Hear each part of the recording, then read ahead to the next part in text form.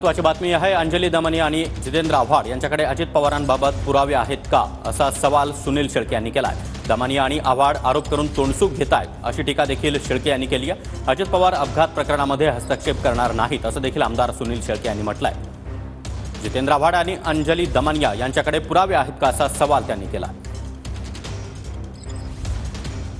आमदार शेळके सर आपल्या सोबत आहे। पुणे अपघात प्रकरणामध्ये जे आहेत रोज नवीन खुलासे होत आहेत। जे डॉक्टर तावरे होते त्यांना शिफारस देण्याचं पत्र जे आहे ते आमदारांनी दिलं होतं असा आरोप होतोय। लोकप्रतिनिधींकडे कोणी डॉक्टर असेल, कोणी शासकीय हुद्द्यावरती काम करणारा एखादा अधिकारी असेल किंवा कार्यकर्ता देखील असला तरी एक आमदाराकडनं शिफारस पत्र मागण्याची गेल्या अनेक वर्षापासूनची प्रथा आणि परंपरा या राज्यामध्ये सुरू आहे।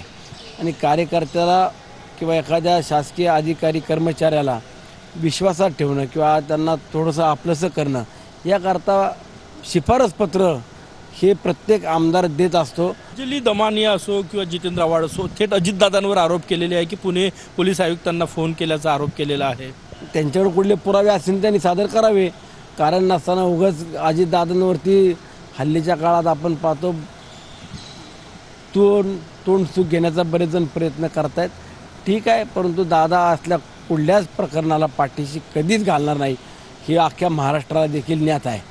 चौकशी समिती जी नेमली त्यावरही आक्षेप आणि प्रश्न उपस्थित करण्यात आले। चौकशी समितीमध्ये राज्याचे गृहमंत्री सन्माननीय देवेंद्रजी फडणवीस साहेबांनी किंवा मुख्यमंत्री आहेत, पालकमंत्री, उपमुख्यमंत्री अजितदादा यांनी कुठंच हस्तक्षेप करायचा नाही अशा पद्धतीचा ठाम भूमिका घेऊन पारदर्शकपणानं जो काही तपास होईल तो तपास महाराष्ट्रातल्या जनतेसमोर पुढे ठेवायचा अशा पद्धतीत सूचित केलेला आहे।